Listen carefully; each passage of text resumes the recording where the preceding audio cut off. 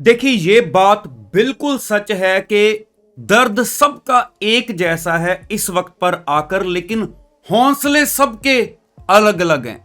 अब इसके पीछे वजह क्या होती है कि एक बंदा है जो सुबह उठने के बाद अपनी 100% एनर्जी को उस दिशा में, उस डायरेक्शन में लगा पाता है जिस डायरेक्शन में वो लगनी चाहिए, और वो शाम को पूरी सेटिस्फैक्शन के साथ फिर अपनी नींद पूरी करने के लिए जाता है। लेकिन वहीं पर एक बंदा है, एनर्जी उसमें भी 100% थी, सेम उतनी थी जितनी पहले वाले के पास थी, लेकिन उसकी 20% एनर्जी उस चीज पर लगी जहां लगनी चाहिए थी, और 80% एनर्जी की डायरेक्शन उसके गलत थॉट्स ने, उसके विचारों ने कहीं और लगवा दी, जिस पर ये कंट्रोल नहीं कर पा रहा। अब ये थॉट्स, विचार्स कहां से माइंड में आ जाते हैं, आज मैं आपको बताता हूं। और जिस वजह से हमारी जो एनर्जी है, देखो सीधी सीधी बात है, पूरा एग्जाम ओरिएंटेड टॉपिक है मेरा। इस वक्त पर आकर कोई ये सोच रहा है कि मैं तो 100% रिस्क में हूं, कोई ये सोच रहा है कि मैं 80% रिस्क में हूं, कोई ये सोच रहा है कि मैं 50% रिस्क में हूं, लेकिन शायद कोई ऐसा भी होगा जो 0 रिस्क में चल रहा है, मतलब उसने हर चीज को परफेक्टली किया है। 100 वाला, 80 वाला, 50 वाला अपना कंपटीशन सीधा 0 वाले के साथ समझ रहा है कि मैं पेपर में जाके क्या करूंगा, मैं तो 100% रिस्क में हूं, मुझे तो कुछ भी अच्छे से नहीं आता। बात समझ रहे हो ना? हर बंदे ने 0 वाले के साथ अपने आप को कंपेयर नहीं करना, बस आपने अपने को अपने आप से कंपेयर करना है कि मैं अपना रिस्क कितना नीचे लेके आ सकता हूं। प्रेजेंट में हर चीज को काम करने के ऊपर आपने अपनी एनर्जी को लगाना है कि आज मैं अपना रिस्क कितना नीचे लेके आया। क्या 5%, क्या 2%, क्या 4%? क्योंकि 80 वाला ये सोचकर कि मैं 0 वाले से लड़ रहा हूं, वो 80 पर ही बैठा रहेगा। 100 वाला जस्ट रोज के दिन को थोड़ा थोड़ा थोड़ा थोड़ा करके अगर अपना रिस्क 75 पर ले आया तो वो 80 वाले से जीत गया। उसके चांस पास होने के उतने बढ़ते जाते हैं, लेकिन ये कोई कर नहीं पाता। अब इसके पीछे वजह क्या है? हमारा जो सॉफ्टवेयर डेवलप हो चुका है उसमें थॉट्स ही ऐसे आते हैं। मैं आपको, चलो ये तो स्टडी वाली बात है ना, मैं आपको एक प्रैक्टिकल एग्जांपल देके रिलेट करता हूं, फिर वापस इधर आते हैं। एक लड़के ने 10,000 रुपए दिए किसी को, आगे अपने दोस्त को, क्योंकि उसको जरूरत थी, और उसके दोस्त ने बोला था पूरे 4 दिन बाद लौटा जाऊंगा तेरे घर पे आके, लेकिन 5 दिन हो गए वो लौटाने नहीं आया। अब सच सच बताना, इसने उसको फोन लगाया और फोन बजता रहा, उसने उठाया नहीं। शाम को फिर से फोन लगाया, फोन बजता रहा, उसने उठाया नहीं। इसके माइंड में क्या विचार आएगा? अपने सॉफ्टवेयर के हिसाब से हम सोचते हैं कि गए पैसे, पता ही था कि पैसे वापस मांगने हैं, फोन कर रहा हूं तो पता ही था फोन उठाएगा नहीं। एक नॉर्मली एक्सेप्शनल केसेस भी होते हैं, लेकिन एक नॉर्मली एक माइंड ऐसे सोचेगा कि पैसे की बात है, शायद वो फोन नहीं उठा रहा। अब बात बाद में क्या निकले, लेकिन इस टेंशन में शायद इस बेचारे ने, जिसने पैसे दिए थे, क्योंकि इसका सॉफ्टवेयर डेवलप हुआ है, इसने अपने 2 दिन वेस्ट कर दिए कि अब पता नहीं क्या होगा, मैंने खुद इतनी मुश्किल से वो पैसे कमाए थे, अब मेरे वो मिट्टी हो गए, मुझे नहीं देने चाहिए थे, है ना? थॉट्स ऐसे घूमने शुरू हो जाएंगे। अच्छा, एक और एग्जांपल लो। एक लड़के की एंगेजमेंट हुई थी, उसने उस लड़की को फोन लगाया और वो फोन बिजी जा रहा था। पहले इसने सोचा चलो कोई बात नहीं, मैं जो अपना काम कर रहा हूं मैं उसके ऊपर फोकस करूं। आधे घंटे के बाद इसने फिर से लगाया, अभी भी बिजी जा रहा था। अब इसके माइंड में कुछ और दौड़ने लग गया कि अगर आधा घंटा 1 घंटा कॉन्टिन्यूसली फोन चल रहा है तो ये कहां चल रहा है। अब इसमें इसका कसूर नहीं है, क्योंकि ये चीजें हर तरफ से ऑलरेडी सॉफ्टवेयर में आके जगह बना के बैठी हुई हैं। अब इसका मतलब क्या है? यह भी तो सोचा जा सकता था कि जिसने पैसे लिए हैं, हो सकता है कुछ जेन्युइनली मजबूरी आ गई हो।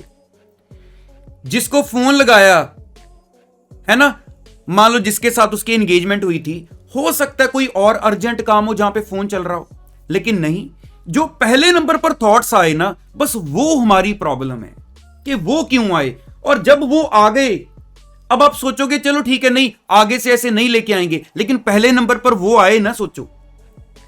अब बाद में पता चला जिसने पैसे नहीं लौटाए, अब 2 दिन बाद उससे जाके मुलाकात हुई, वो कहता मैं तुम्हारे पैसे लौटाने आ रहा था, रास्ते में कोई गाड़ी आई, मेरे मोटरसाइकिल को टक्कर मार के चली गई।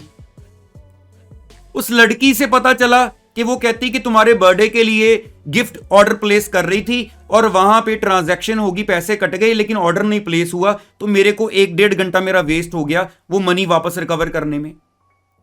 लेकिन इसने तो अपने 2 दिन अपनी एनर्जी को कहीं और यूटिलाइज कर दिया। अब हमें क्या लगता है कि दोबारा इसके साथ जब ऐसा होगा तो क्या अब ये वो विचार जो हैं अलग वे से आएंगे? नहीं, वो फिर से वही आएंगे।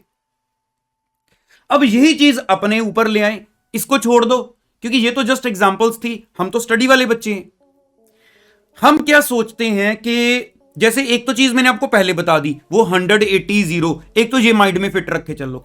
दूसरी बात देखो, ये है हमारे ऊपर जो सबसे बड़ी एक चुनौती है हमारे लिए कि इतने शॉर्ट टाइम में इतना काम देखना है, हम उसमें उलझ जाते हैं। हमें लगता है कि सारा तो देख नहीं सकते, अब सारा नहीं देख सकते तो कौन सा देखें। ये प्रैक्टिकल प्रॉब्लम्स है बच्चों की कि मैं 3 दिन हो गए मैं कुछ भी नहीं पढ़ पा रहा हूं क्योंकि पता ही नहीं चल रहा मुझे पढ़ना क्या है।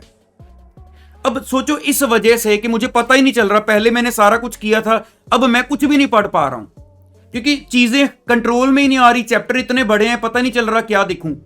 मैं फिर से आपको वही बात बोलूंगा, 100 से 0 आना है, उसके लिए भी रोज 1-1-2-2-5-5% करके आप अपनी चीजों को कम करते आओगे। हमारा टारगेट सिर्फ इतना है कि एक दिन में मुझे मेरी कैपेसिटी पता है, अगर मैं एक दिन में 12 घंटे से ज्यादा पूरी समझ के साथ, मैं समझ की बात कर रहा हूं, वरना बैठने वाले तो 20 घंटे भी बैठ जाएंगे। अगर मैं 12 घंटे से ज्यादा अपने माइंड को नहीं चला सकता ठीक डायरेक्शन में, वो 12 घंटे फिर मैं इसको उस डायरेक्शन में चलाऊं ताकि मैं वो रिस्क वाली परसेंटेज को कम करना शुरू कर दूं कि आज मैंने अपना रिस्क 5% कम कर लिया, आज मैंने अपना रिस्क 2% कम कर लिया।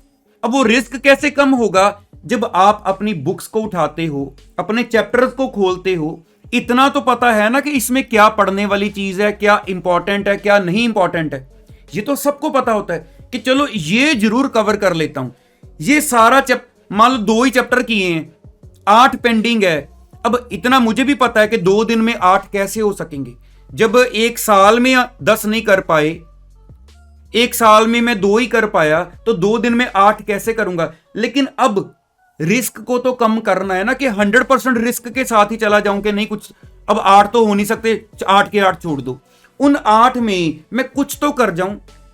अगर कुछ भी ना करूं तो भी वहीं पे बैठा हूं, कुछ करके जाऊं, शायद वो काम आ जाए। बस इस सोच के साथ अगर हम बुक्स को उठाकर बैठेंगे तो रिस्क को कम करना शुरू कर देंगे।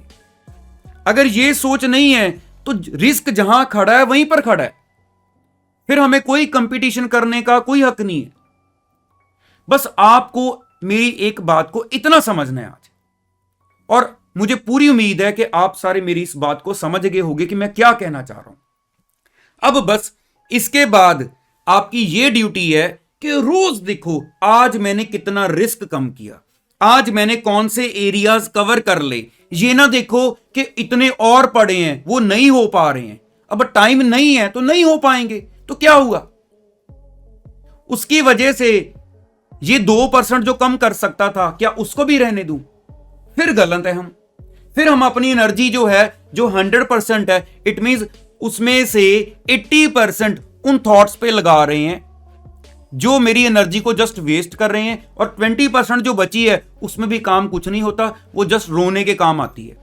फिर हम अपने दोस्तों को फोन लगा के रोते हैं कि मेरा तो कुछ नहीं हो रहा, फिर वो परेशान होता है। बस ये सच्चाई है। तो चलिए आज मैं इतना ही रखता हूं, बाकी आप वीडियो को जरूर लाइक कर दिया करो, ज्वाइन कर लो। मैं आपके लिए नया नया कंटेंट वो सिचुएशंस ढूंढ के आपके साथ शेयर करूंगा विद प्रॉब्लम और सॉल्यूशन, कि ये प्रॉब्लम है तो उसका ये सॉल्यूशन है, ताकि हम इस बार जितना पॉसिबल हो सके, मतलब जो हो सकता है एटलीस्ट वो करें, ताकि जितने चांसेस बड़े पास होने के उतना अच्छा है। देखो, एक नंबर से भी बच्चा रह जाता है, मैंने खुद देखे हैं 199 पर रहते हुए। तो अगर इतना कुछ करने के बाद मैं ज्यादा ना सही, ज्यादा होप नहीं रखते, एक नंबर भी बढ़ गया, पूरे 200 हो गए, ग्रुप तो क्लियर हो गया ना।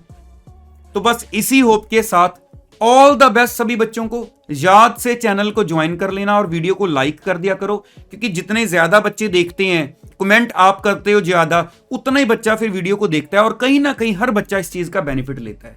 तो दोबारा कल मिलूंगा फिर से सेम आपको डायरेक्शन देने के लिए एक नए वे के साथ। All the best, thank you so much.